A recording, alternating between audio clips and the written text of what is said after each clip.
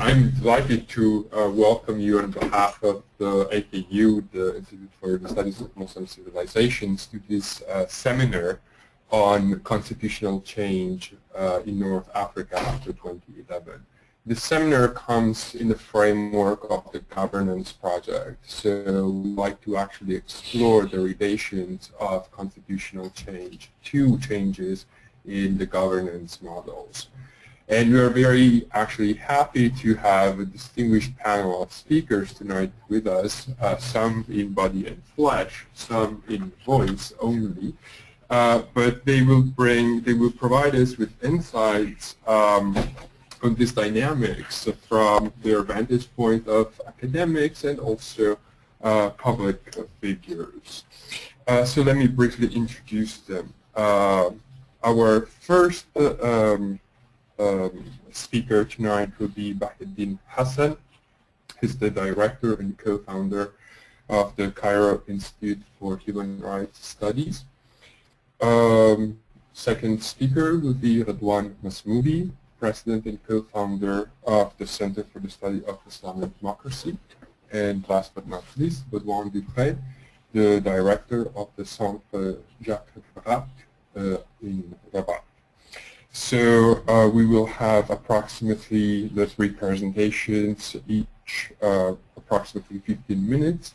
Due to commitments of the first speaker, we will try and have a small question Q&A session just for his paper at the end of his presentation.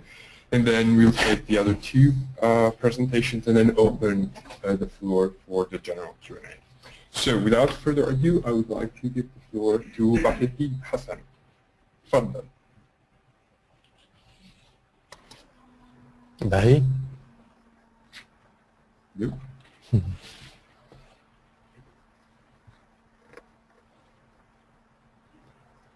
Bahreddin. Bahri. It appears to be on. Yeah, it's on.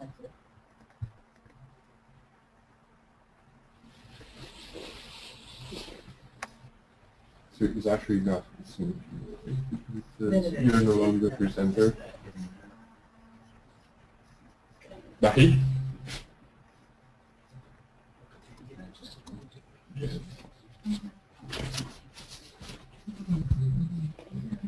He's the presenter actually. Oh, he's gone. He's gone. Okay. So probably So Radwan? again then. So he just Is Radwan connected? Yeah, he was connected, but he just gone. Radwan as well? Yes, yeah, he's connected. Okay. So you have to start? Yes. Radwan? Yes, hello. Hello, sorry for the change in schedule, but technology is not helping, so I would like to give you the floor if you're okay with this.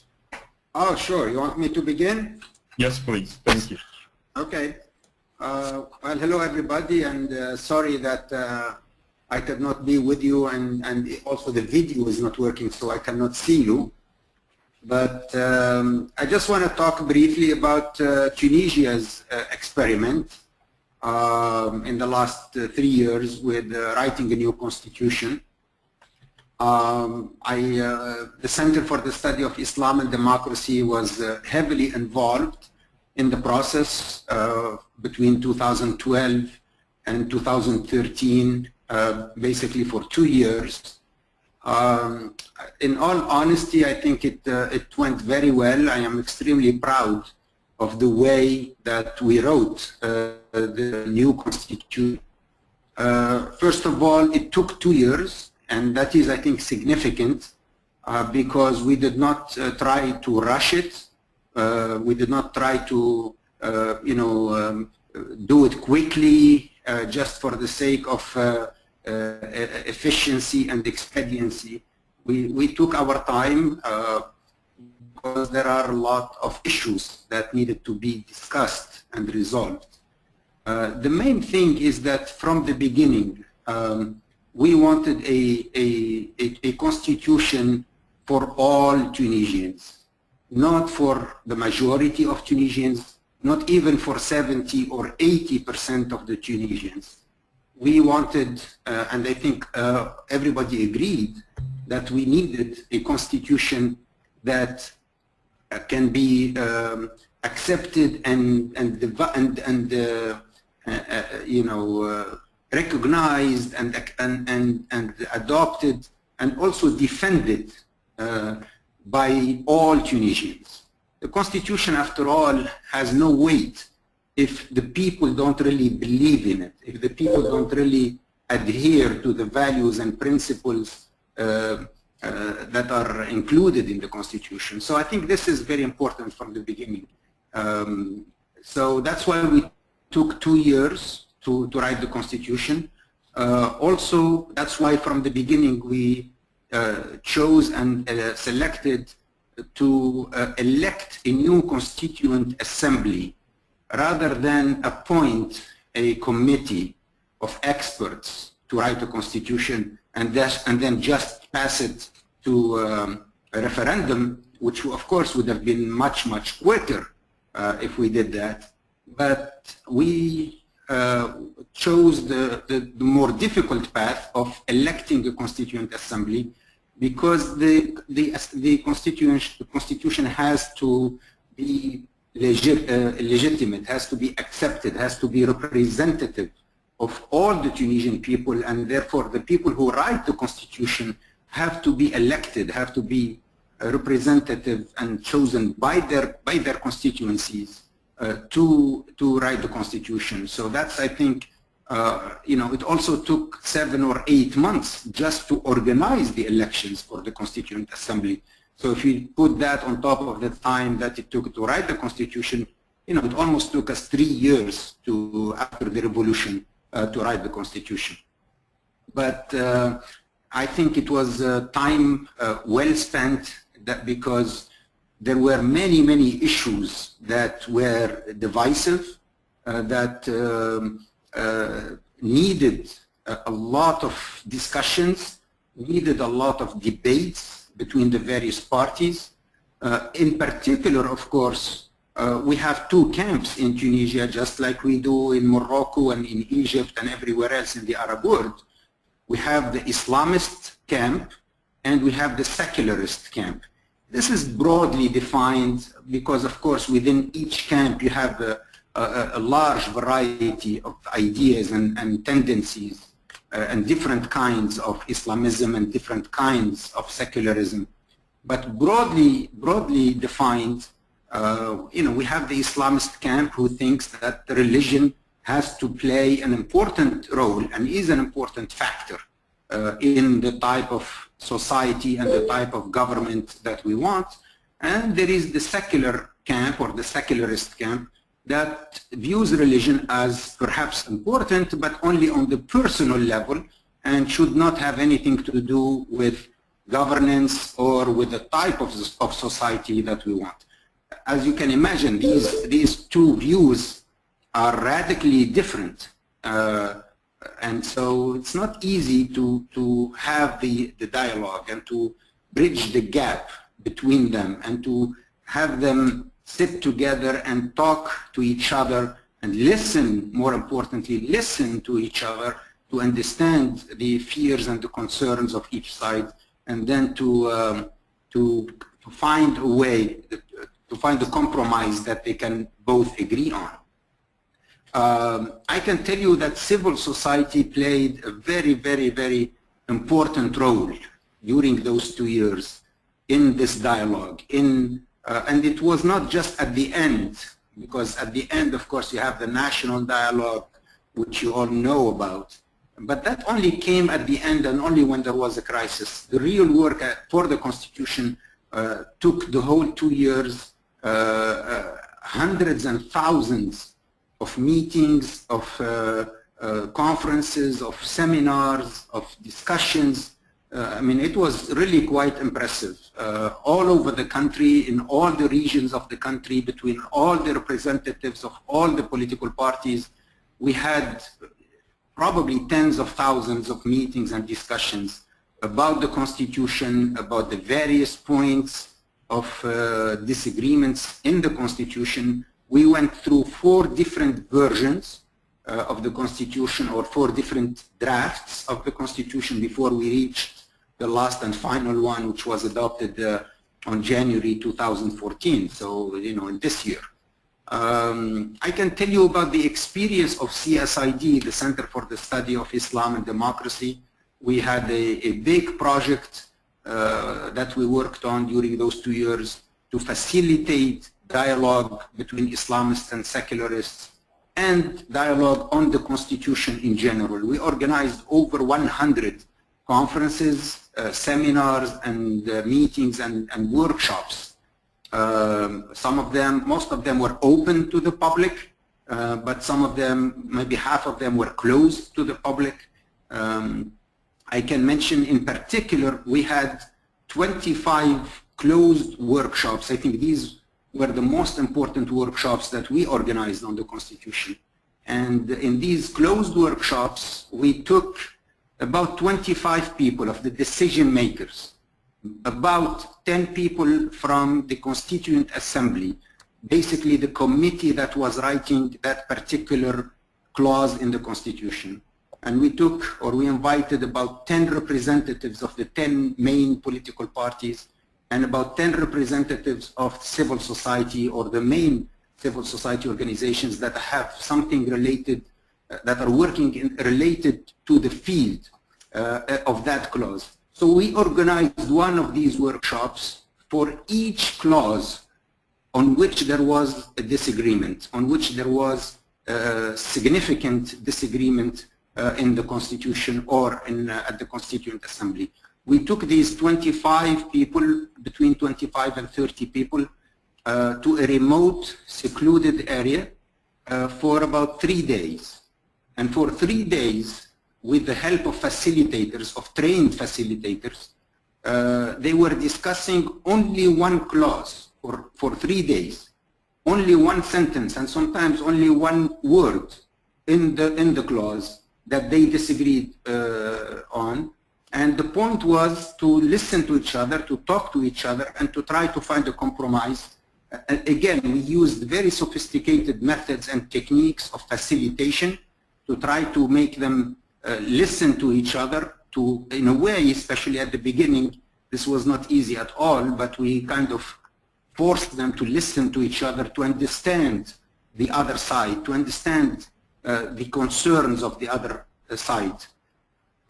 And it was really impressive, because at the end of these 25 workshops, they always came out with a consensus or a compromise, with a solution that they all agreed upon. And that solution, or that particular wording, would go immediately and automatically in the next draft, or the new draft, because we had the people who were writing the Constitution present, and we had the representatives of the main political parties present, and we have the representatives of the main NGOs present. So we had 3 days on each clause, and we had 25 of these closed workshops for people. The people change, of course, because each clause would be related to a different topic, and therefore to a different committee in the assembly, perhaps a different set of NGOs and a different set of political leaders or activists who would maybe be more experts in that particular topic. Anyways, so I think this is very important, because at the end of the day, that's how we reached consensus on the Constitution. When we voted on the Constitution on January 26, 2014, it was really an amazing and I think historic event to see 93% of all the members of the Constituent Assembly voting in favor of this new Constitution, representing 20 political parties, basically almost all of the political parties, with the exception of a small one that did not vote in favor of it, but very small party. The 20 largest political parties all had reached a consensus and agreed with the content of the new Constitution and voted to adopt the new Constitution. And therefore, we have a constitution now that I think all Tunisians agree on, that unites Tunisians rather than divides Tunisians, and that has basically resolved the dispute over identity issues. Because these issues, as you know, are the most difficult and the most divisive issues. But because we took our time, we put in the constitution what we think is a good balance between maintaining our identity, our Islamic values, our Arab and Islamic culture, at the same time developing a modern democracy, a true democracy that respects universal human rights and respects the basic tenets and principles of democracy. So I think we succeeded in that, and that's what has allowed since then the elections to continue, and therefore, you know, Tunisia continues to move forward with some difficulties, with some challenges, but I think this is very normal because democratic transitions always last a long time, at least 10 to 20 years. We should be realistic and not think that we can build a democracy in 2 years or in 3 years. This is a long process. It takes a long time. It also takes a lot of effort, but I think Tunisia is on the right path. And the main reason why we are on the right path is we have done the work of the constitution the right way, and now there is no real disagreement or no serious disagreement on the constitution in Tunisia. All Tunisians agree with the tenets included and the principles included in the constitution. I think this is extremely important, and this is what will unite, as I said, Tunisians. And now really the dispute in Tunisia is not any longer between Islamists and secularists. It is mostly between how much of the previous regime we want to keep, how do we move forward in implementing the reforms. So people say it's between revolution and counter-revolution. I don't really like that word particularly, but it's between stability and change. That is the real challenge and the real discussion right now. We all agree on the identity of Tunisia. We all agree on the type of regime and the type of society we want to build. But how quickly do we move forward in implementing these reforms? How much of the old regime do we keep?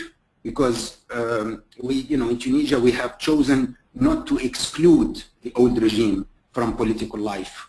We said they are Tunisians, they have the right to participate in the political process. We cannot really exclude them from the political process, but also at the same time we don't want them to dominate the political process.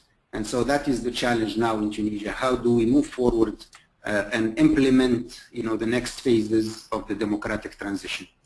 I don't know if you want me to speak more, but I think I've taken... Thank you. No, I thank you very much, Radwan. I would actually ask you if you could stay with us so that we, then when we open the floor, if we have questions for you, you can answer them.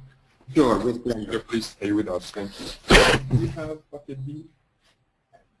Yes, I think he has, now he's online. Okay. So can you just try to get him? Yes. Bahidin? Bahi? Yes, we Hello. are sorry for this technical problem. I am not familiar with this system. Hopefully, we are hearing you very well now. So okay. if you would like to take the floor, you have 15 minutes. Okay, thank you very much, first of all, for inviting me to address such very lively question and a concern not only for Egypt, but as Dr. Masmoudi explained in his excellent presentation, how this process in Tunisia is shaping the future of Tunisia in a positive way. Unfortunately, this is not the case at all in Egypt. If I would respond directly to the main question of this seminar, I would say the question it is not relevant to what is going on in Egypt. I don't mean by that not to describe the question or the objective of the seminar, but we have in one hand relatively very good constitution in comparison with the constitution of 1971 or the constitution of the Brotherhood 2013.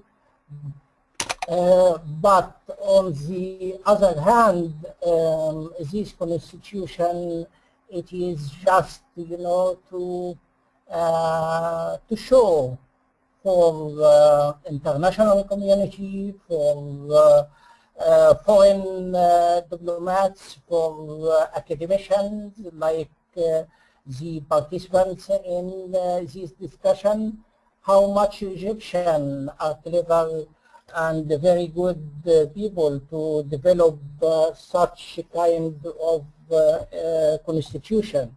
We have, in fact, relatively speaking, one of the best chapters on freedoms and rights in the Egyptian constitution, Egyptian constitutions. But once again, it doesn't matter because the reality is totally different. Just to give some examples, all the laws and the legal amendments which have been made since the adoption of this constitution, it is contradicted in a way or another to the spirit and the text of this constitution. Another example, the only draft law which was made inconsistent with this constitution, it was unfortunately totally forgotten and replaced by another draft law, which is the draft NGOs law. There was a negotiation between the NGOs in Egypt and the government for 6 months, since August 2013 till February 2014, which 1 month after the referendum of the constitution of 2014. And it was very close to the international standards, of course not up to the demands of the human rights NGOs, but relatively it was good. But such law, which is of draft law, which is very close to the spirit and text of this constitution, it was cancelled and replaced by another draft NGOs law, which totally contradicted to the abstract of the relevant article in the Constitution and the spirit of this Constitution. A third example, the parliamentarian election, according to this Constitution, it should be held not later than 6 months from the date of the adoption of the Constitution, which means the parliamentarian election should have been taken place in July, maximum July 2014.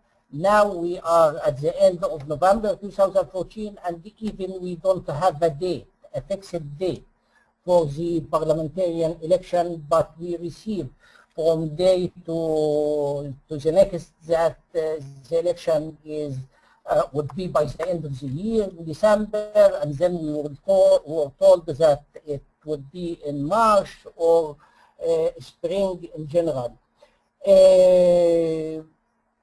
Because of such unprecedented development and discretion of the Constitution, you know, this Constitution was drafted by a committee of 50 members, and there were also another 50 just on the waiting list participating but without the right to vote.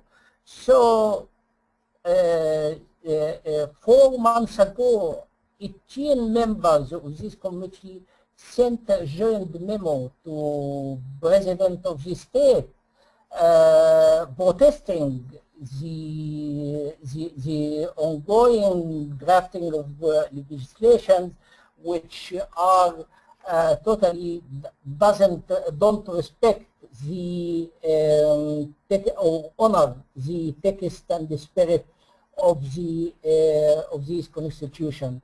Another, just a couple of weeks ago, the former deputy of the prime minister, who was in his office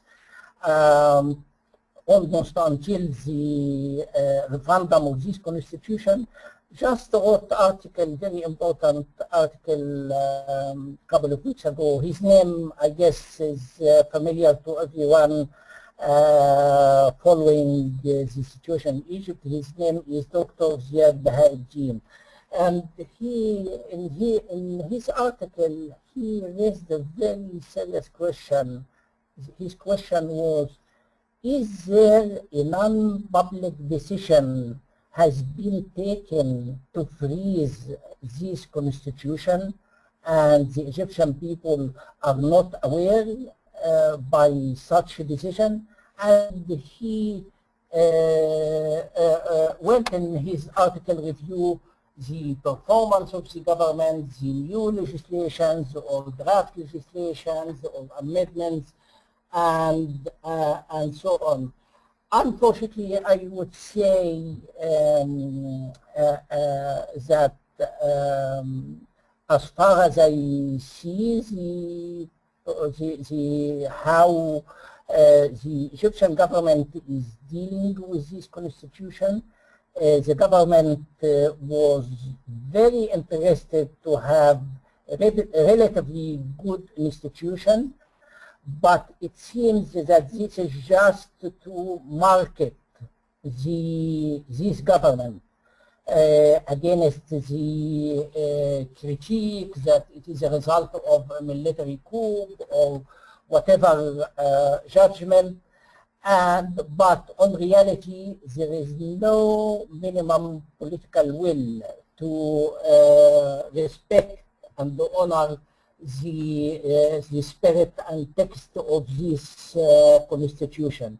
Unfortunately, it is a constitution has been made just for the interest of international community, in particular some states which are, seeking reason to not highlight the gross human rights violations, ongoing gross human rights violations in this country in the last 15 months, and to find such excuse that, well, at least we have a good constitution and a good chapter relatively follow the international standards. But for the Egyptian, this is not something to enjoy. I mean, such guarantees in this constitution for the rights and the freedoms. A very striking example in this regard, during the deliberations of the commission of the 50 members, which was mandated to draft the constitution, there was a demonstration in front of the building of the Shura Council where these deliberations was taking place. And the demonstration was to protest one of the articles which once again follow the same what the Brotherhood grant the military in the Constitution of 2013. I mean the right of the military court to treat or trial civilians. So those young people who, by the way, are secularists, they they put in jail, and all of them now have sentenced 15 years. But nowadays there is another new trial is going on, just to see how much we have. I mean, how much there is a contradiction between the spirit and text of this constitution, which guarantees the right to demonstrate, but the Egyptians who were demonstrating, criticizing such one article, they have been sentenced according to the demonstration law 15 years in prison. Thank you very much.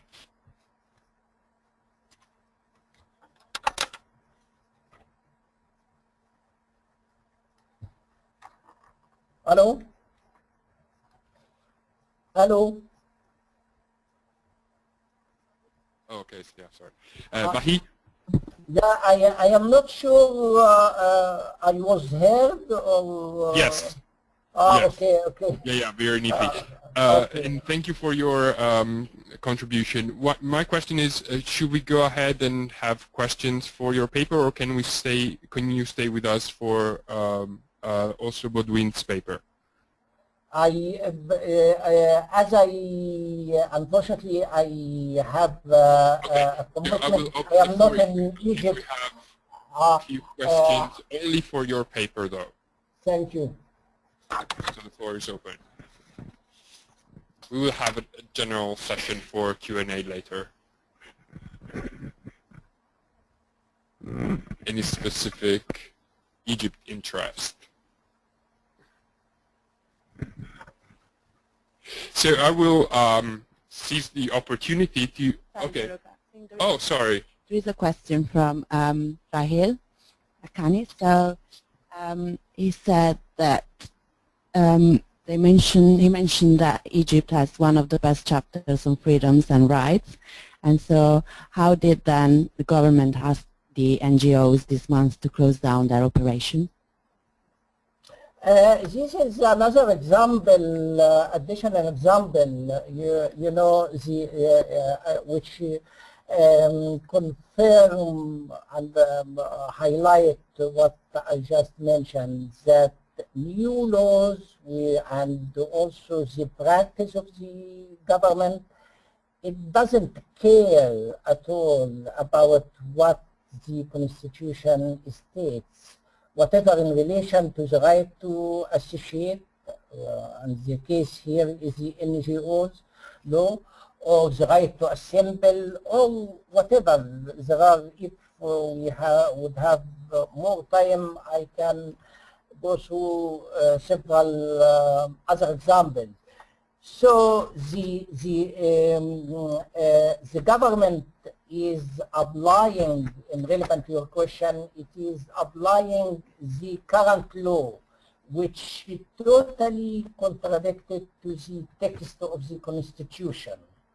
And the government issued an ultimatum to NGOs who are registered under other Egyptian laws to enforce them to re-register themselves legally under the NGOs law, because it helps more the government to control the activity, in particular of the independent human rights NGOs.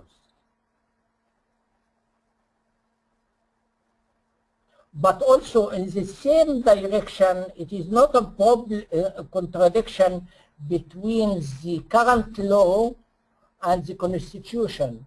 Not only that, the government has drafted another law, another NGO's law, not issued yet.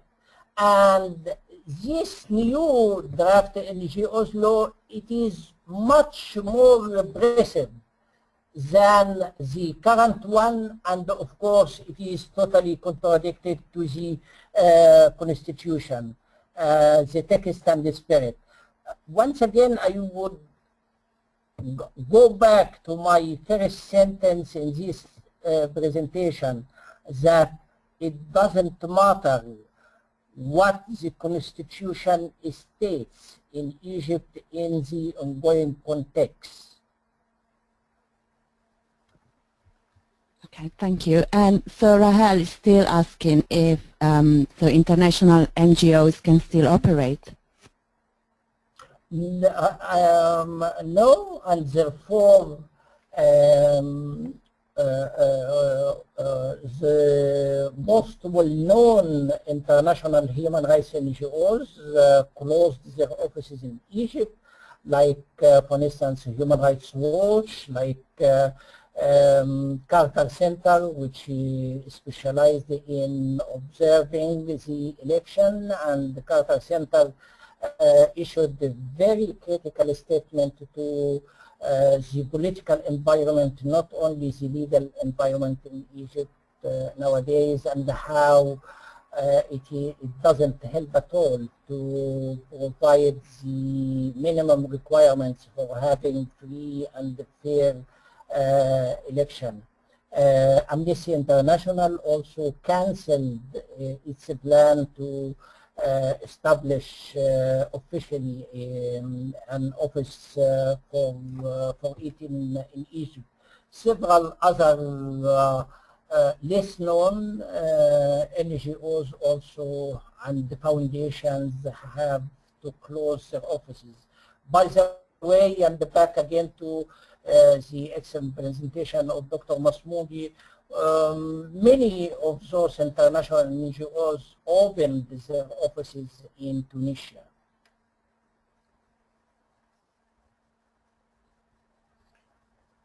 All right. Thank you very much, Bahi, for being with us. Are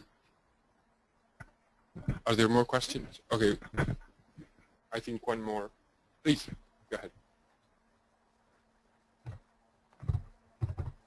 Thank you. I'm just wondering what you think the makeup of the next parliament will be. I understand that the electoral law is not ready yet and there's still debate on what the constituencies and governorates will look like. But if my understanding is correct, the new parliament has powers as per the constitution which previous parliaments have not enjoyed. So do you expect it to be largely a loyalist parliament, or will it be able to push back against the presidency once elected? The intention, of course, is to have a loyal parliament. Therefore, the new electoral law, it helps more the individual candidates at the expense of the political parties. So, which according to the government plan, the government hopes that this would result at the end of the election of not having a large oppositional bloc, but several, groups of individuals which can't challenge the executive headed by the president of the state. But anyway, maybe what is also important in this context is that there is ongoing fight, not only between the regime and the Islamists, or the regime with the young secular activists, but also ongoing or escalation of tension between the remaining of the former regime, I mean Mubarak regime, and the current regime. There is some sort of internal competition. And from my view, I think that the main way of the current regime is the remaining of the former regime. And the electoral law has been designed in particular to address this problem.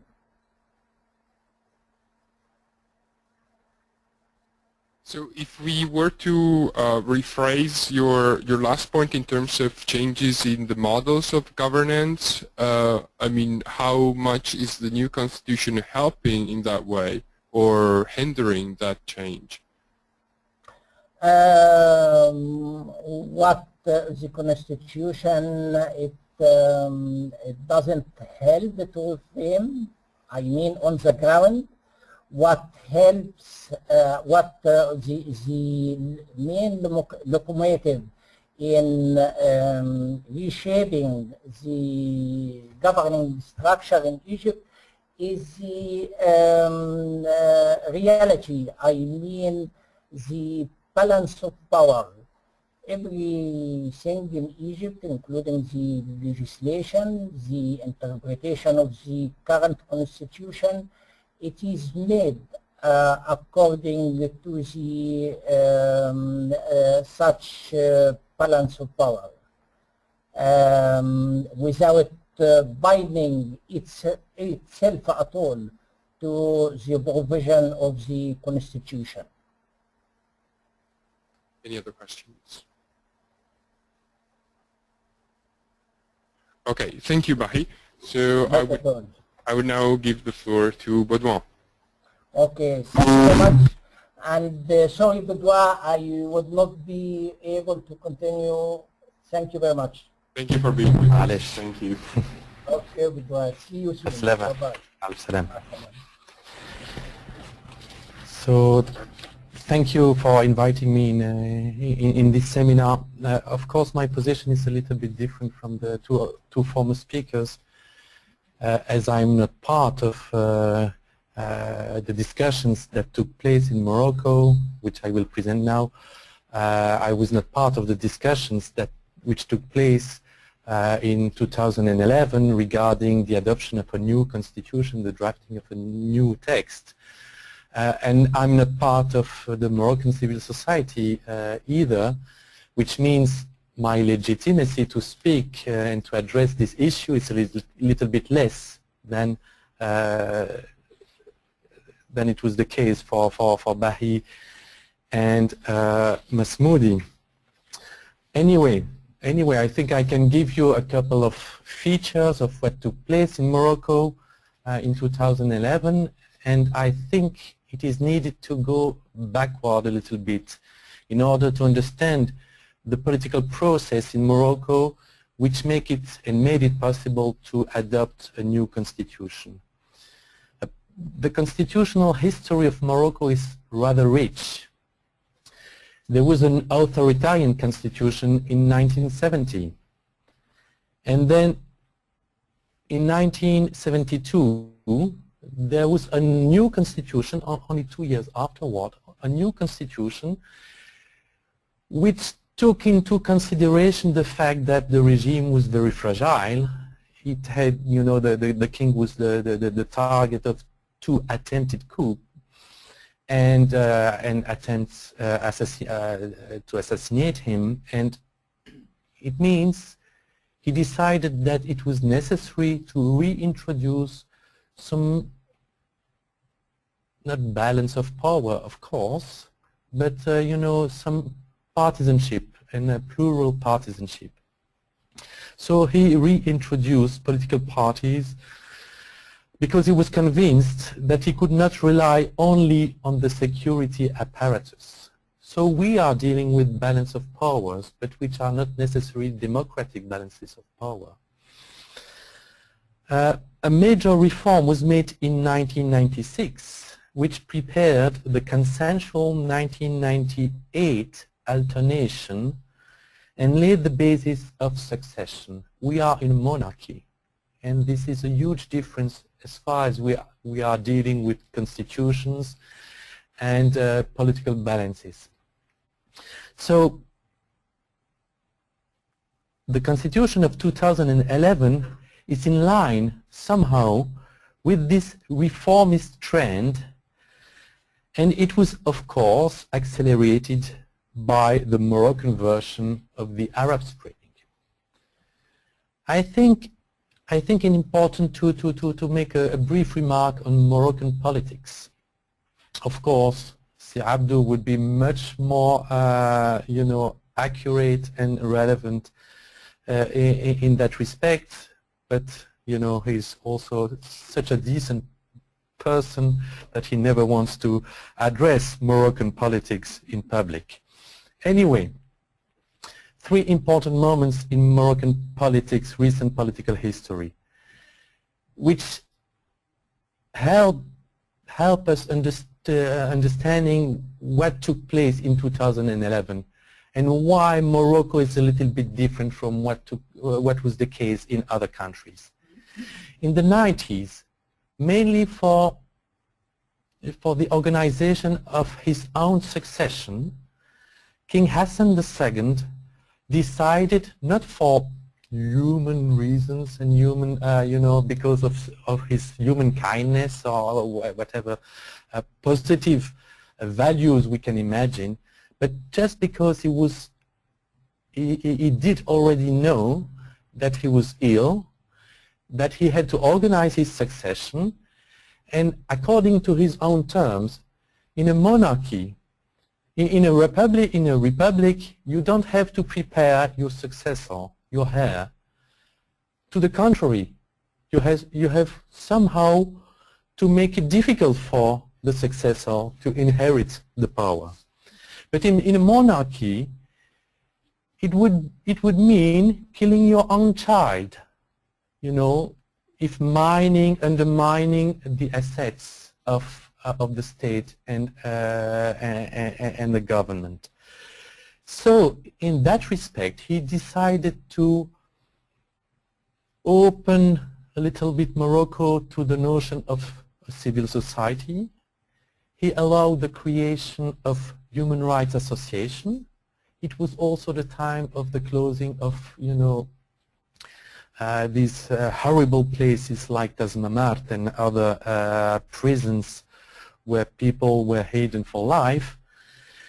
And he also paved the way to political alternation, meaning a new party, mainly the leftist socialist party, was allowed to rule the country, of course, once again, to rule the country within the context of a monarchy and an authoritarian monarchy, which means that the power was not fully the power of the government, but nevertheless, these were former opponents who all of a sudden became, members of the government.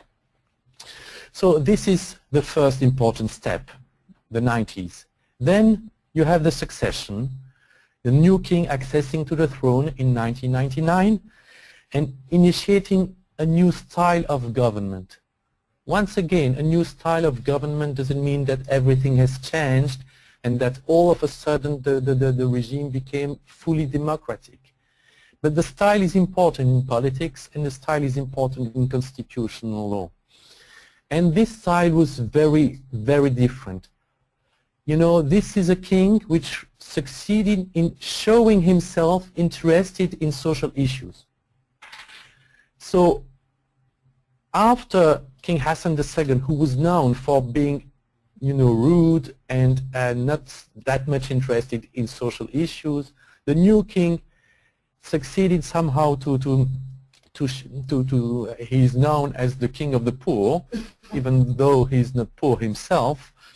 But he promoted an image, or the people surrounding him succeeded in promoting an image of a new style, a new way of ruling the country. And then we had the Constitution of 2011, which showed how much there is a political capacity in in Morocco to react to new political conditions. A couple of important steps with regard to 2011.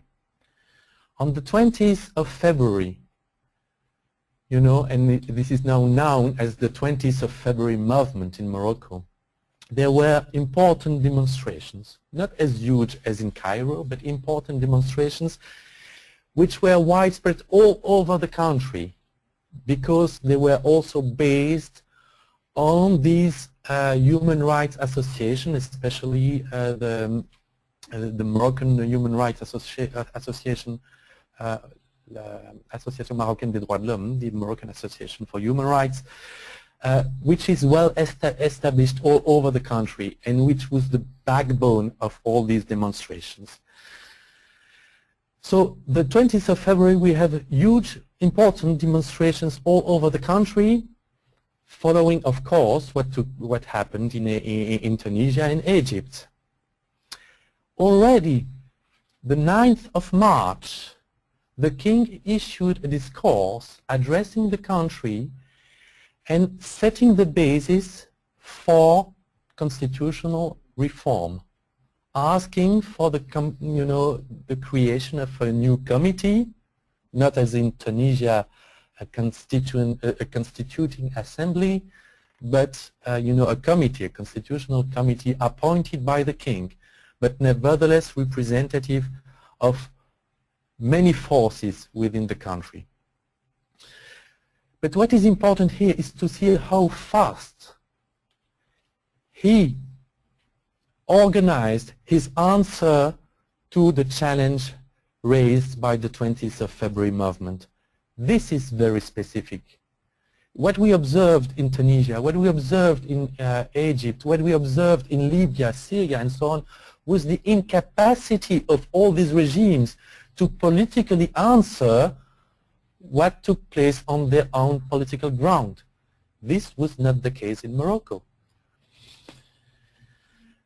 So he appointed a constitutional committee which drafted a very progressive, quote-unquote, constitution. It is a very interesting piece of work, like the Egyptian constitution, which is also a very interesting piece of work, and like the Tunisian one. But this committee achieved an important work, and human rights are very well represented within this text, as well as the issue of identity, which is strikingly addressed by the text.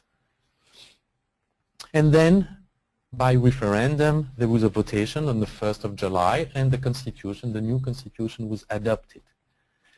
But this is not the end of the story, because this constitution, in its own Moroccan way, paved the way for the integration of an Islamist party within the political game.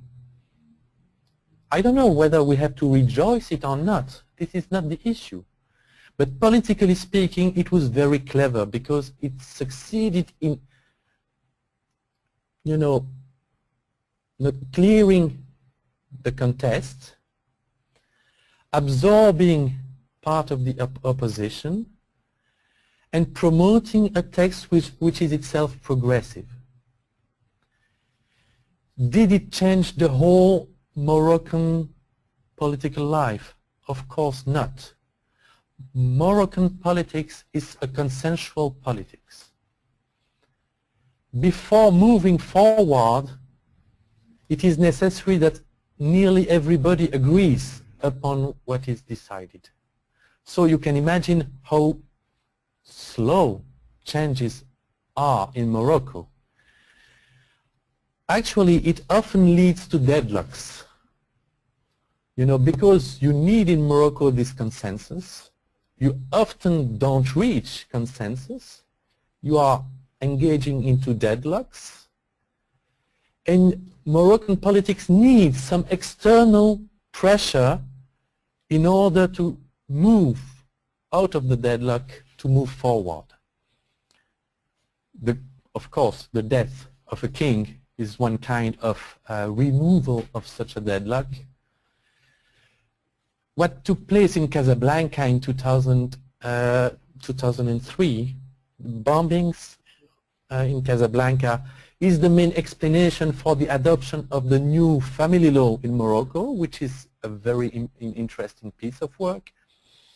And the 2011 Arab Spring was necessary in order to implement what was already discussed in Morocco for years. In the new constitution, you have the Economic and Social Council, Economic and Social Council. You have the National Council for Human Rights. You have many other councils. You have the issue of regions, regionalization. I don't know whether you say it so in English, but it's at least in French, and so in Moroccan legal terminology too. Regionalization, so making the country a little bit more federal. These issues are tremendously important. They were already discussed before 2011, but somehow they were also ensconced.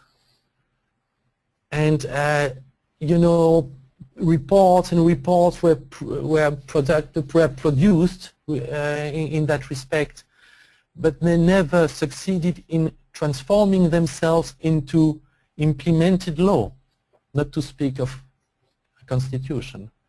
And because of the 2011 external pressure on Morocco, all of a sudden it became possible to move forward. It created the necessary consensus in Morocco. And this is the way we must understand Moroccan politics.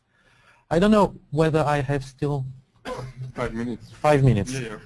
I want to address one specific issue regarding religion in the Moroccan constitution.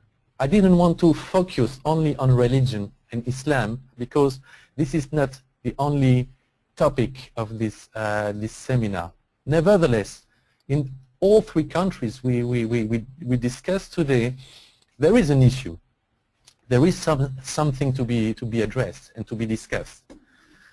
Regarding Morocco, it is very important to see that this new constitution radically, I think, this is my own interpretation, but radically transformed the landscape in that respect. Contrary to Egypt, there is no direct reference to Sharia or to fiqh or to Islamic normativity. This is often interpreted as the outcome of a monarchy which is itself religiously legitimate. And so there is no need for additional religious legitimacy since it is already integrated within the monarchy and the king as the Amir al-Mu'mineen, the commander of the faithful. But previously, you know, the article addressing the powers of the king was only one, and it mixed the religious dimension of his powers and the political dimension of his powers. It was Article 19. Anyway, it was saying that the king, the commander of the faithful, is also the supreme chief of the nation, and so on. And now, with the 2011 Constitution, we have two articles addressing this issue. Article 41 and Article 42. Article 42 addresses the political powers of the king. He is the head of the state, the supreme representative, the symbol of the unity of the nation, the guarantor of the perpetuation and the continuity of the state, and the supreme referee between its institutions. This is Article 42. So explicitly, we see now what are the political powers of the king, which are enormous, by the way. But this is precisely defined. And then we have Article 41, and this is even more interesting, which addresses the king as separately the commander of the faithful, the Amir al-Mu'minin. The king, commander of the faithful, ensures respect for Islam. He guarantees the free exercise of religion. He chairs the higher council of ulama, responsible for the study of questions submitted to it. The council is the only body empowered to give religious consultations, fatwa, officially approved on matters referred to it, and that based on the principles and precepts of Islam, of Islamic tolerant designs. The powers, composition and procedures of the council are set by royal decree. The king exercises by royal decrees religious prerogatives inherent to the institution of the Amir al-Mu'minin, the commander of the believers, conferred exclusively by this article. I would say that this division into two different articles of the powers of the king is the Moroccan achievement of the two bodies of the king. Whereas they were confounded in one and the same article before, now we see that they are separately defined. It has important consequences, not for the time being, but it will have important consequences. Because it means that the political powers of the king can be redefined, recrafted, reduced, or increased, but his moral, religious influence is not confounded with this political dimension. And why is it important? I give you the example I mentioned just before. The 2003 family code which was adopted in Morocco. This code could not have been adopted without the king's intervention. There were attempts before to draft a new family code. There were many demands coming from the civil society and especially from feminist associations regarding the adoption, the reform, the amendment of the family code. Whatever the case, it did not succeed. The society was totally polarized between so-called secularists and so-called Islamists. Then there were these bombings in Casablanca, this external pressure I was mentioning, and all of a sudden the king decided that it was needed to promote a certain understanding of Islam and a certain understanding of modernity. And precisely it was within the field of family law he decided to act, among other things. He appointed a committee. It looks like the Constitution. He appointed a committee which drafted a new law, and this new law, when presented to the parliament, was consensually adopted by all the members of the Moroccan parliament. Because the way it was devised, organized, drafted and crafted, it became possible to adopt this law, to pass this law, whereas it was not the case before. So this is the field where the king can act as the commander of the faithful. It is obviously not as a political sovereign he is acting. It is as a moral authority he can act. And there are many issues in Morocco today which are within this moral domain. Abortion, death penalty, fasting or not fasting, breaking the fast during Ramadan, consciousness, blasphemy, converting to another religion, all these inheritance, most of all, inheritance. These issues were not addressed up to now. But with this new Article 41, I'm sure that at some point it will be possible to address and to amend the current law, especially in the field of inheritance. Converting to another religion, I think it will need some more time. The death penalty, I think within the Constitution it is already written down that life is protected and sacred. Is it against abortion or is it against the death penalty? That's up to the Constitutional Court to address this issue, if seized. But nevertheless, it creates a room, a window for, amending current laws in Morocco. And in the field of inheritance, which is badly resented by an important part of the society, the famous inequality between men and women, brothers and sisters, with regard to inheritance, this might be addressed through the king's powers as the commander of the faithful.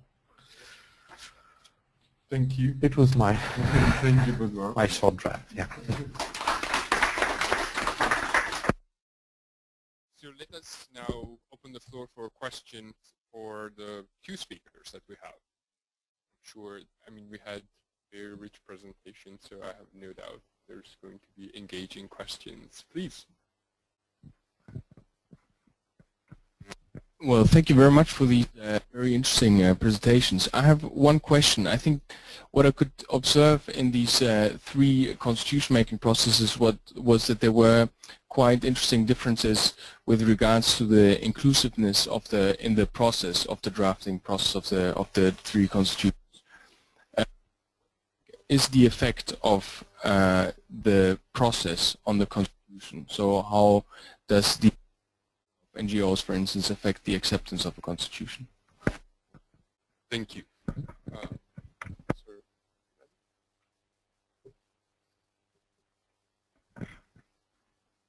Thank you very much. First, for Mr. Masmoudi, if he is still with us, I think it will be very important to give us an idea about significant change between the previous and this constitution and the latest constitution, and especially on some very important points that would enable us to make some or to do some comparative work if our thinking. For example, the relationship with Islam, with religion. What happened between the previous and this constitution? What I know is that freedom of belief is guaranteed by the constitution, and this is the only, maybe the only country in the Muslim world which guarantees freedom of belief in its constitution. So between the last and the new constitution, what happened? And my second question is to Baudouin. If I may, I will begin by questioning your very first sentence. I wouldn't see your contribution as illegitimate in any way. You are a scholar. The other colleagues are maybe activists and scholars, and you are a scholar and an activist. This is how I would see things. Now my question is about the causal relationship you proposed between the events of 2003 and the change in family law. Is it as clear as one may think if one follows you? Because the change in family law began in fact in 98, sorry, with the previous king. So it was if I can say something, that was in the, and as you said, it took time. And it happened that, well, there were the events of Casablanca, then a few months later, the process that began years before came to its end. So here, but this is not the Constitution. Again, I want to come back to about the Constitution. I would ask the same question. What are the significant changes between the last and the latest? What are where things have really evolved? It seems to me that what happened is this trying of, this attempt to bring together in Tunisia and in Morocco, bringing together as much or as many political parties and currents and so on as possible. And this has had an impact maybe on the rewriting of some key principles or points in the constitutions, but how? Is it just a kind of cosmetic work or work on wording, which makes them more, if I could say, likable, especially by international observers, or is it something that is substantial? More questions? We're going to collect. Please, there's one in the back. Great. Thank you very much for the presentations. I have a question, two questions. One for, first one I'll ask to Baudouin. You talk about these interesting articles and these two articles that were created in the Constitution. And I'm just wondering how religious authorities responded to that change in the Constitution of making it so there's, you know, there's the power of the king divided on religious realm and political realm. So how did religious authority respond to that, and will there be any sort of backlash to that? I'm just thinking of some of the struggles in Iran in the early 20th century with constitutional legal reform and the struggles between religious authority and political authority. And then my question for the first speaker, you stressed the amount of time that the Constitution was needed to create a good constitution, 2 years or 3 years, and how the importance of that. But just to link to Abdu's question, it seems that the pre-existing constitution in Tunisia and the pre-existing institutions that existed in Tunisia were also very important in creating the constitution as it is today. So I guess that I'm interested in how the Constitution, you said you had 25 people in a room and coming to a consensus, and how exciting it sounds very exciting, and how you ironed out identity issues, which must have included ethnic, gender, religious, and all of the above. I'm wondering how that then trickles down to other other populations, through civil society networks or institutions, how that reaches the ground level, and perhaps we can learn from that for the other constitutions. We need to wrap up. Or we can go. So if we are not that confined by time, then I would give the floor for two speakers for a first round of answers, and then we do a second. Okay. Radwan? Which one? Our only Radwan.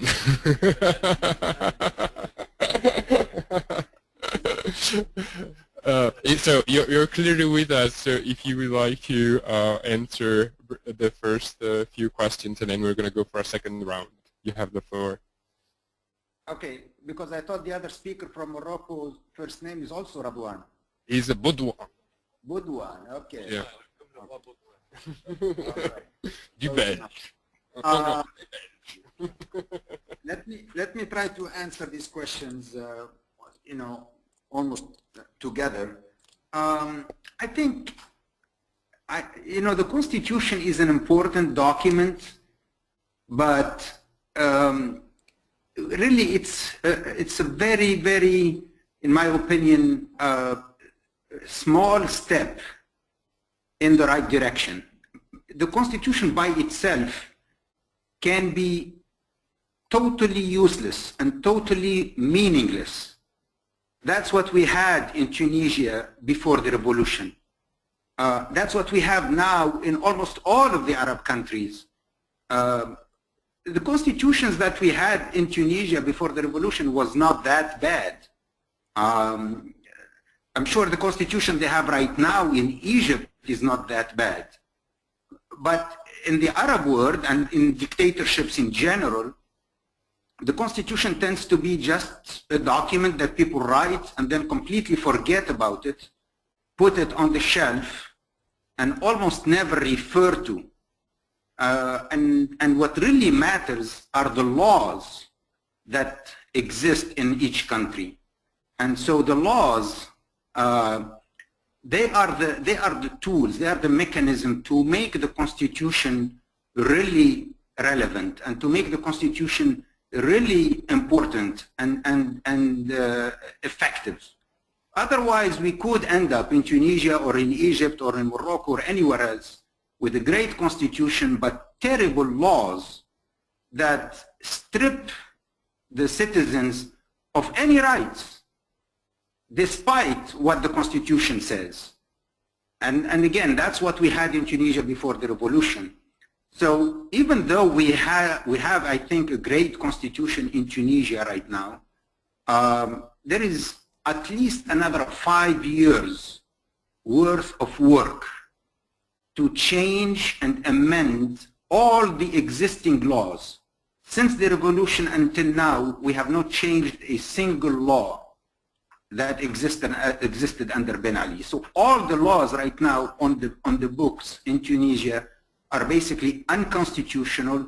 They are extremely oppressive.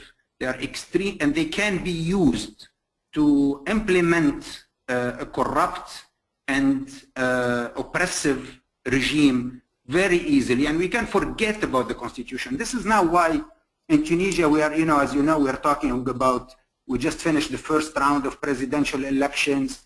We have a second round next month in December to elect the president, and there are a lot of Tunisians, including myself, frankly, who are extremely worried about the return of dictatorship in Tunisia, because it doesn't matter that you have a great constitution.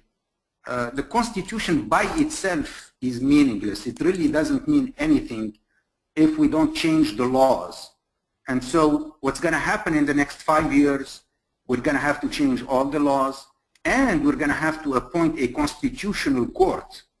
For the first time in Tunisia, we will have a constitutional court that will decide on the existing laws and also on the new laws, which laws are compatible with the constitutions and which ones are not compatible with the constitution.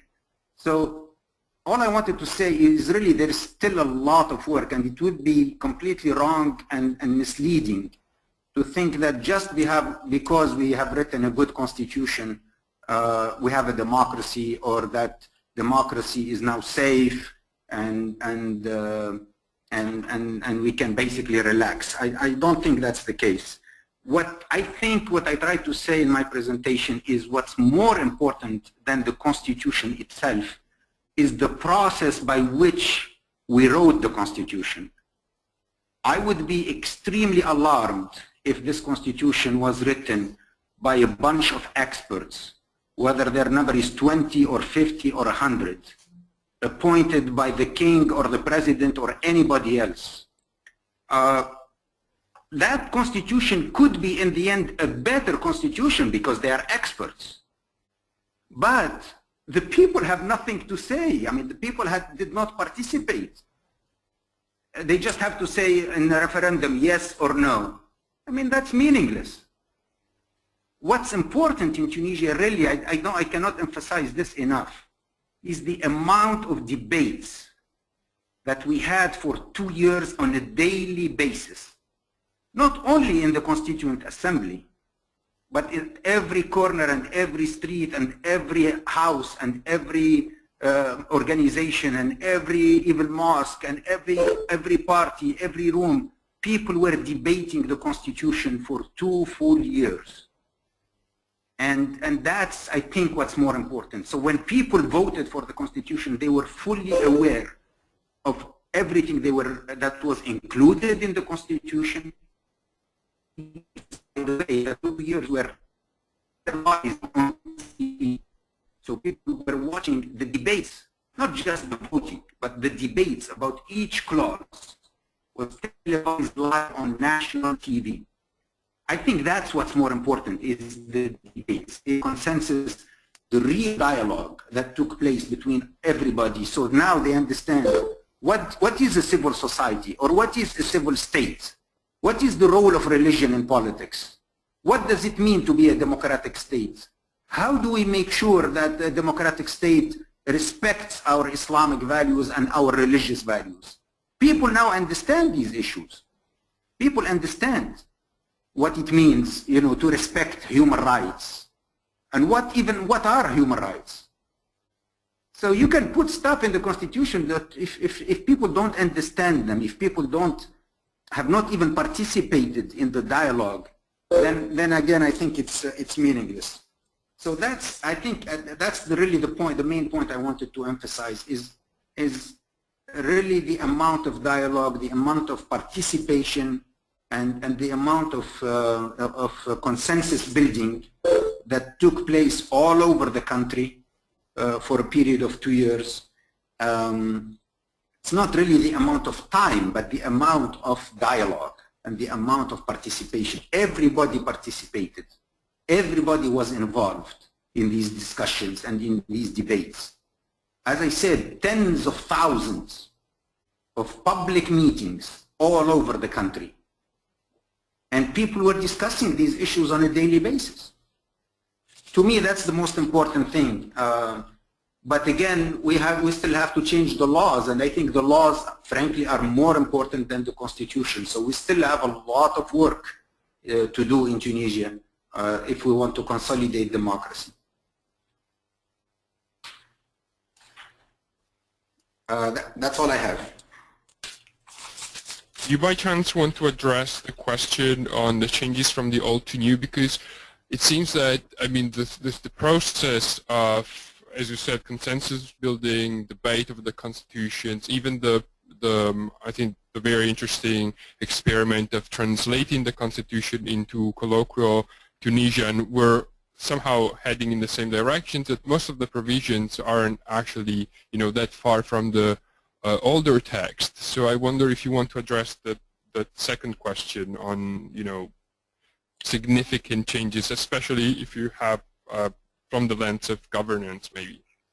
I don't think there are huge changes or huge differences. As I said, it's the process that's more important. The first one, the old constitution was basically written by Bourguiba himself without almost any consultation. We only had one party. The parliament was dominated by that party. So there was really, and it was written, I think, in few months, whether it's 3 or 6 months or something. But basically, Bourguiba decided what to put in the constitution and what not to put in the constitution. The two major differences in the new constitution is now there is clear separation of powers between the legislative branch, the judicial branch, and the executive branch. This separation was absolutely not clear in the old constitution. The old constitution gave the president way too much power over all 3 branches, and basically allowed him to name judges, to remove judges, to, basically the president was omnipresent and omnipowerful, and we in Tunisia now basically have a parliamentarian system. The president is there, but has only few responsibilities. One of them is national security, and the other is diplomatic relations or external relations. The third being to unite all Tunisians and to work as an arbiter between all Tunisians. So we moved from presidential basically to parliamentarian system, where the government is elected and appointed by the parliament, and therefore they are accountable to the parliament, not to the president. I think that's a major shift and a major change. The other one is this constitution, more than 50% of it is to explain and enumerate all the rights that are to be respected in Tunisia. this did not exist. I think we had only 1 or 2 clauses about rights. Now we have, more than maybe half the Constitution, I would say, in terms of length, about all the rights and the need, and they're clearly outlined and explained what these rights mean and how they have to be protected. Again, those are, I think, the main two variations or 2 changes. Okay, thank you. Good one. Would you like to respond? Regarding the inclusiveness and its effect on the process, I'm aware of this difference between what took place in Tunisia and in Morocco. I'm not as sure as the former, Mr. Radwan. I'm not as sure as he is himself about the tremendous effect it has. And I would like to just to take the example of the famous European Constitution that was not adopted a few years ago. It was drafted in a very democratic way. There were many committees, there were many hours on television and elsewhere to present the Constitution and to present it to the citizens and to make it accessible to the citizens. At the end, I'm not sure the citizens were aware of the content of the Constitution and the draft. I'm not sure they voted against or for provisions of this Constitution they were fully aware of. I'm not sure they were trained in the technical issues of a Constitution. I think they voted against for the majority for other reasons. And this is often the case in national constitutional processes, and I'm not totally sure the Tunisian or Moroccan case is that different in that respect. Nevertheless, it is of course more democratic to have an assembly elected in order to draft the Constitution. At a democratic level, it is obvious. Whether the outcome is better in legal terms or not, whether it has better democratic effects afterward, for me, but that's a personal conviction. I'm not sure. I'm really not sure it makes such a big difference.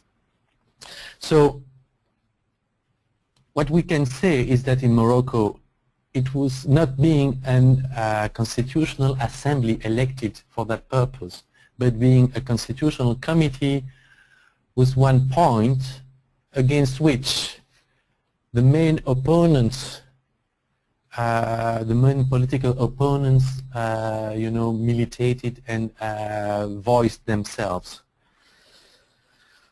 Second question regarding the causal relationship, Abdou. I don't say there is a direct causal relationship. What I say is that often in Morocco, something is in the pipe, is already in the pipe, but the pipe is blocked. For many reasons, one of these reasons being the necessity to have a consensual conception of this issue. So it is in the pipe, like the family law was in the pipe since the late 90s, and with the alternance government, it was in the pipe, but it was blocked. And what is causal is that an external input makes it possible at some point. This external input has nothing to do with the matter at stake. Bombings in Casablanca have nothing to do with the family law in Morocco. But it made it possible to reach the consensus. For the Islamists, it was necessary to have a lower, how do you say it, lower profile. You know, it was necessary for them in order to remain part of the political game, to voice themselves a little bit less with regard to this family law issue. So it created an opportunity for those who wanted to promote this amendment of the family law. It has no causal relationship, but it is a facilitating factor. The main changes between the two constitutions, there are important changes. The list and the bodies for the protection and development of rights is impressive in the new constitution, to the point that we can think or speak of a fourth power in Morocco. We don't have only the executive, the legislative, the judiciary. We also have this kind of constellation of independent bodies, independent having a special meaning in Morocco. They are never totally independent from the king, of course, but they do not really belong to the executive, and of course they are not part of the judiciary. So, but the list of rights defended is impressive, and of course the former speaker is totally right. We can have wonderful constitutions and wonderful laws, but if the implementation of these constitutions and laws is weak, this is only a sheet of paper, piece of paper, and nothing more. But this holds true wherever we go with regard to the law. All the lawyers should know that the law in itself has no self-enforcing power. You know, it is the judges in their capacity, and also in their capacity to make their judgments accepted and implemented, which make a law effective or not. And a law which is not effective is only, you know, shouting in the desert. So there is this change in the bodies for the protection and development of rights and the list of these rights. And there is a big change, a political change, which is the appointment of the head of government. Formerly, it was possible for the king to appoint whoever he wanted after an election. So it could be like Jettu, you know, it could be somebody not having been elected. It could be a technocrat.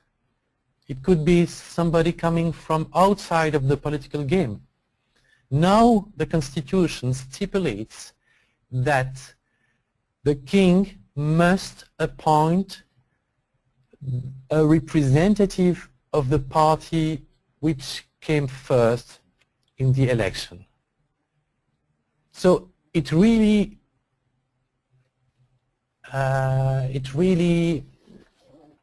reduces and shrinks the capacity of the king to appoint whoever he wants.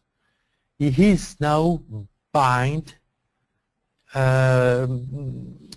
by the results of the election.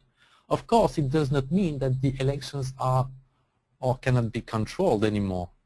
This is another issue.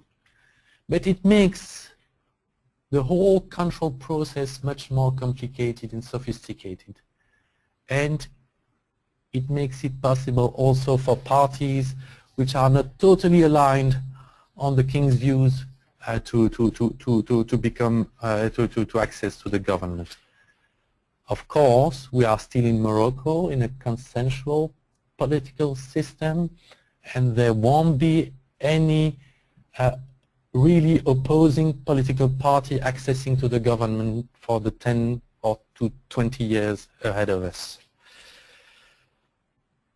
And then the question regarding this division into two different articles and its actual effect, if this is rightly understood. it is just too early to see whether it has an effect or not.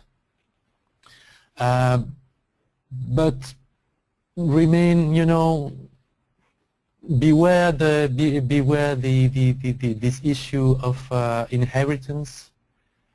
There are many people working on this issue in Morocco. It is very difficult, especially with the PJD government, so the Party Justice and Development, which is the Islamist party governing, or you know, not really governing the country, but partly governing the country, because it is also an alliance government. But so with this government dominated by the Party Justice and Development, it seems difficult to imagine an amendment, an important amendment with regard to inheritance. But there will be other elections. There will be other input pressures, and because it is already in the pipe, at some point I'm sure there will be amendments regarding the inheritance process in Morocco, because also an important part of the society is demanding this change, even though the conservative part of the country, which is not that small, is of course totally against.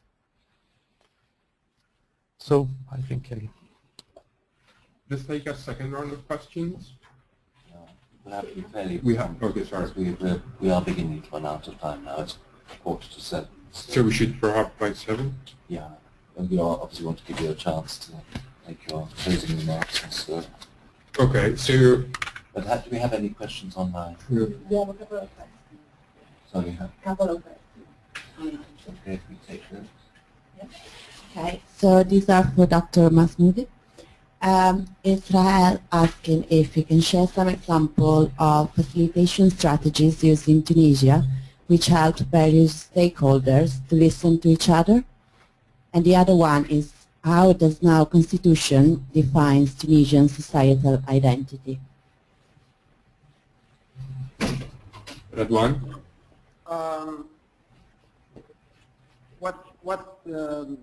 I guess the first question is what methods of dialogue? I'm not sure. Yeah, it's about, so he wanted to know some examples of facilitation strategies used in Tunisia that help people to listen to each other. Okay. Let me just mention that facilitation is a science, and there are people who have PhDs in the science and the art of facilitation. Before we began this project of trying to facilitate consensus on the Constitution, we brought to Tunisia 5 international experts from 5 different countries from all over the world. The best experts, the people who basically wrote the books on facilitation. We brought them to Tunisia for 3 weeks, and they trained a cadre of Tunisian facilitators, about 7 or 9, I think it was, it varies between 7 and 9. For 3 weeks, they trained these Tunisian facilitators. We did not want foreign facilitators facilitating the discussion on the Constitution, because that would send the wrong message. But we brought these foreign facilitators or international experts to train Tunisian facilitators. And so there are many, many different techniques that are used all over the world. When you have 2 different groups of people that are fighting each other, or that are disagreeing or having a big disagreement, how do you bring them together, and how do you put them in a room together and facilitate the discussion so that they can understand each other and they can listen to each other? There are many exercises that they do together. There are many types of examples or discussions that they could have, where you basically force them to listen to each other and to put themselves in the other shoes, I mean, again, you can find more information on our website, but we use these facilitation techniques in the closed workshops. Now, the public workshops, it's basically just listening and inviting the different opinions or the different points of view to talk to each other in these big meetings, sometimes up to 300, 400 people, and of course they are televised. We always write reports on them and publish them by email and on the internet, just to educate people and educate the constituents or the citizens about all these issues. That's what we use. I mean, both public and private methods. Thank you. So I think we had a very dense 2 hours of discussions and papers, which I thank all the speakers for. There seems to be, I mean, even having lived the constitutional transition from the perspective of Egypt, but it was true for the other countries as well. Even within the bodies that actually drafted these new documents, there seems to have been a lot of emphasis on the text more than actually on the institutional design that was actually meant to implement those new texts, which is somehow a feature that we are now paying for right now because we are somehow lacking those institutional design features that would help actually implementing the text. So it's true there, as any other law, is not self-implementing, but there can be ways in which you can actually devise a system that, at least knowing how the regime works, is trying to actually avoid the deadlocks of actually not having a proper judicial review, if that is the case.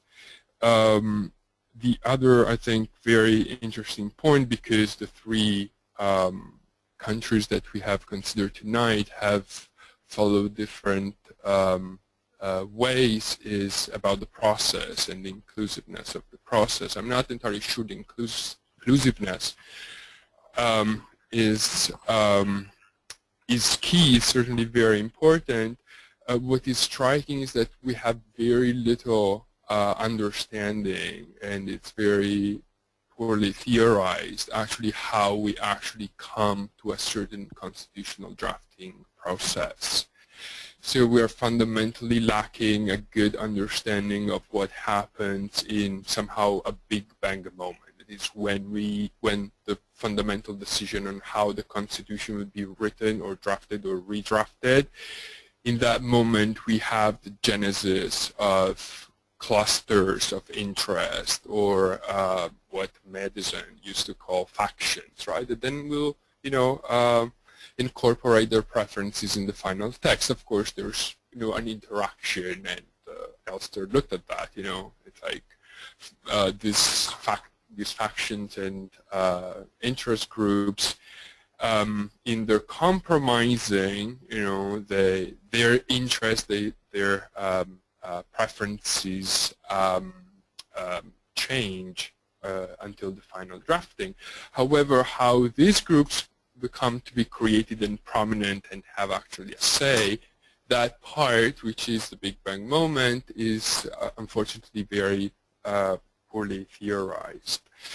In terms of again, the inclusiveness of the program, I think we should differentiate between the transparency and the inclusiveness of the process. Clearly, even in the Tunisian case, the speaker pointed to the fact that there were parts that were completely transparent, televised, and there was also part of the probably the heavy lifting of the compromising and the negotiations that was going on behind closed doors. And that part is actually fairly well, theorized in compared to constitutional law. That's actually a good practice, right? From my Egyptian experience, I remember watching the first few televised debate of the Constitutional Assembly, and I was like, that's helpless. There's no good in actually watching this. And again there, it was clear that the heavy lifting was going on behind closed doors, which is completely fine. The other point about inclusiveness, however, is slightly more problematic because of the element of counter-majoritarian, the counter-majoritarian considerations that the Constitution carries with itself, right? So if it were just the regular game of majoritarian politics, then we wouldn't need a constitution. So that's a continuous, challenge that we have there when we're looking at constitutions. So in that sense, I think that the Moroccan case, which, as you presented, was the close, between quotation, the less inclusive, right, was then very good and very showed a lot of ingenuity in devising a different governance model, which which can't be found anywhere else. This distinction between the ministerial council and the council of government, in which actually the people who sit in both bodies are the same, except for the king, who is actually chairing the ministerial council, and they have extremely diverse competencies. I mean, their jurisdictions are completely, very far the one from the other. So linking it back to the inclusiveness, that seemed to be one of those, old, Caesar's case, divide et impera, right? So the king knew that, he could divide the political arena, bring someone in that would bring legitimacy, but that if they were to actually want to push policies too much, that would fall under the jurisdiction of the council that he himself chairs. So there has been this very ingenious institutional design change that somehow counterbalance the non-very inclusive process. So I think that, it seems that these North African experiences are actually not raising any particular region-specific issues.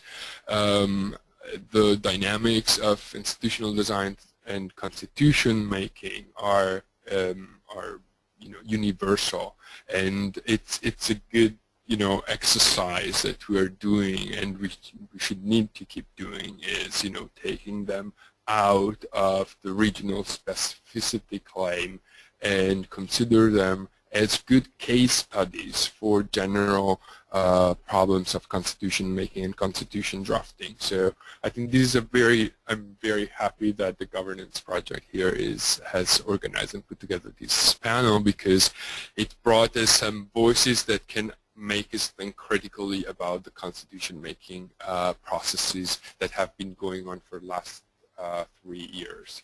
So please join me in thanking the speakers, and thanks all of you for being here tonight.